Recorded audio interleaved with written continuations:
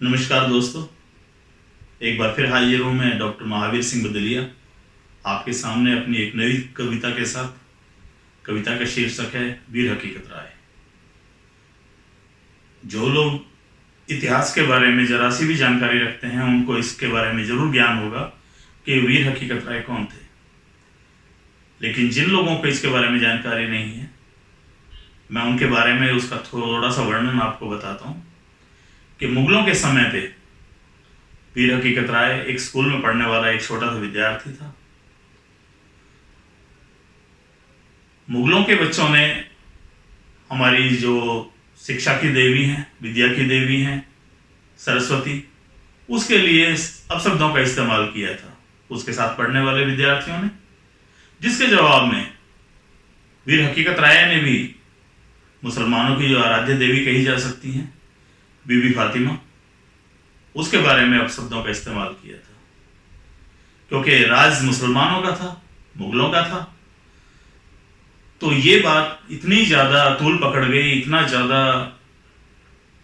ये बात एक बाउंडर के रूप में बन गई कि उस बच्चे को नगर के काजी, या ये कह सकते हैं कि उस समय के जो भी अधिकारी थे, जो शासक थे मुगलों के, उनके सामने ये बात लाई गई। तो उन्होंने बच्चे को, वीर हकीकत राय को, ये कहा गया कि या तो वो मुसलमान बने, मुस्लिम धर्म अपनाए, या फिर मरने के लिए तैयार हो जाए। वीर हकीकत राय ने धर्म परिवर्तन करना स्वीकार नहीं किया, उसने मृत्यु को गले लगाना स्वीकार कर लिया। तो मुस्लिम जो बादशाह थे, मुस्लिम जो हुक्मरान थे, उन लोगों ने उसको सजाए मौत के रूप में दीवार में चुनवाने का आदेश दिया। तो अपने दीवार में चुनवाए जाते वक्त वो वीर बालक क्या कहता है, उसकी मनोदशा क्या है, उसकी परिस्थितियां क्या हैं, या उसके साथ क्या क्या घट रहा है, वो सब इस कविता में है। तो मेरी नई कविता पेश है, वीर हकीकत राय।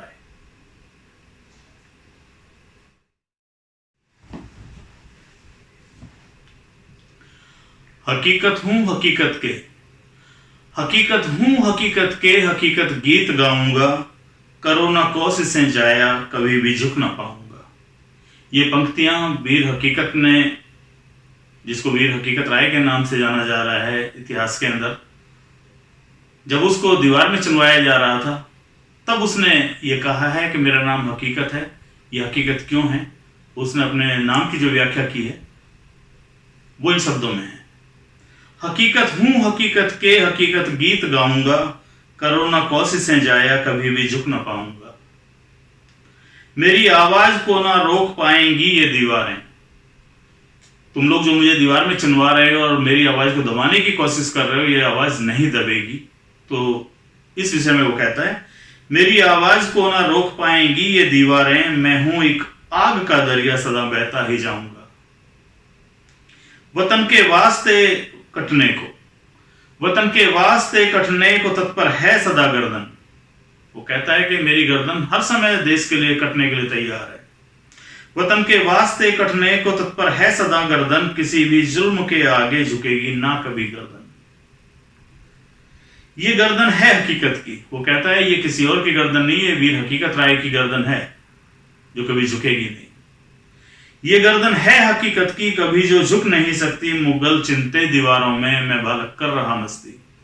तुम बेशक मुझे दीवार में चुन रहे हो, लेकिन मैं फिर भी मस्त हूं, मस्ती कर रहा हूं। नहीं फिर आएगा अवसर।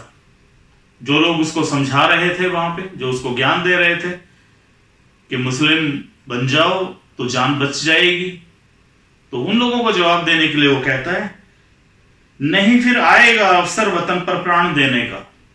कि ये अवसर रोज रोज नहीं आते हैं देश के लिए मरने मिटने के लिए। नहीं फिर आएगा अवसर वतन पर प्राण देने का, करो ना यारो तुम कोशिश मुझे अब ज्ञान देने का। वो उन लोगों को कहता है मुझे समझाने की कोई जरूरत नहीं है। मेरी भी थी कभी हसरत। वो बच्चा कहता है कि मैं भी जिंदा रहना चाहता था, मैं भी लंबी उम्र जीना चाहता था। तो उसके बारे में वो क्या वर्णन करता है, मेरी भी थी कभी हसरत, जीऊं जीवन में दीर्घायु, वतन पर हो निछावर जो, बहुत काफी है अल्पायु। चुकाकर जा रहा हूं अब तो पहला कर्ज धरनी का। हमारी हिंदू मान्यता के अनुसार जन्म देने वाली जननी से धरती मां का जो अधिकार है वो बड़ा है और प्रथम है। तो इसलिए वीर हकीकत राय कहता है, चुकाकर जा रहा हूं अब तो पहला कर्ज धरनी का, धरा पर आऊंगा फिर से चुकाने कर्ज जननी का। मैं सर तक ढक चुका हूं, क्योंकि उसको दीवार में चुनवा दिया गया था, और वो सर तक जब दीवार के अंदर चुनवाया गया तब वो क्या कहता है, मैं सर तक ढक चुका हूं जुल्म के पत्थर उगारे से, इरादे हैं बुलंदी पर फिर भी चांद तारे से। वो कहता है कि तुमने बेशक से मुझे दीवार के अंदर सर तक ढक दिया है, लेकिन मेरे इरादे अभी भी चांद और तारों की तरह से बुलंद है, वो नहीं झुकेंगे।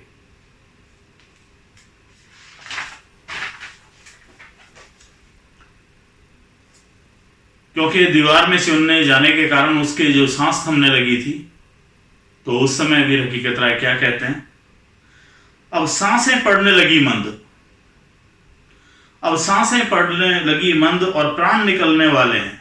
वो खुद ये कहता है कि मैं जानता हूं कि अब मेरी सांस थमने लगी है और मेरे प्राण निकलने वाले हैं, लेकिन वो अपने इरादे पर क्योंकि अडिग था, तो उसने उस पल भी अपने आप को पीछे हटाने के लिए तैयार नहीं हुआ। अब सांसें पड़ने लगी मंद और प्राण निकलने वाले हैं, लेकिन उसूल का पाबंद हूं जो नहीं बदलने वाले हैं।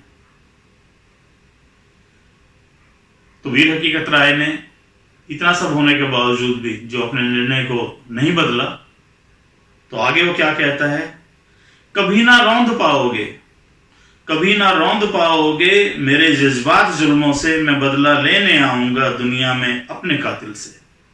वो कहता है कि ऐसा मत समझो कि तुम आज मुझे मारकर सुरक्षित रह जाओगे, मैं एक दिन बदला लेने के लिए फिर से आऊंगा इस धरती पे, किसी भी रूप में, किसी के भी रूप में। ये गर्दन है हकीकत की कभी जो झुक नहीं सकती, मुगल चिंते दीवारों में मैं बालक कर रहा मस्ती। धन्यवाद दोस्तों, मैंने अपनी आज की कविता के माध्यम से इतिहास को थोड़ा सा स्पर्श करने का प्रयास किया है। एक वीर बालक की जो ये कथा मैंने आपको कविता के रूप में सुनाई है। यदि आपको ये विषय जरा सा भी प्रभावित करता है, आपको अच्छा लगता है, तो कृपया करके मेरे चैनल को सब्सक्राइब कीजिए और मेरे वीडियो को लाइक कीजिए। भविष्य में भी मेरा प्रयास रहेगा कि इतिहास के इसी तरह के अनछुए बहुत सारे जो विषय हैं उनके बारे में भी आपको कविताओं के माध्यम से मैं समय समय पर बताने का प्रयास करूंगा। धन्यवाद।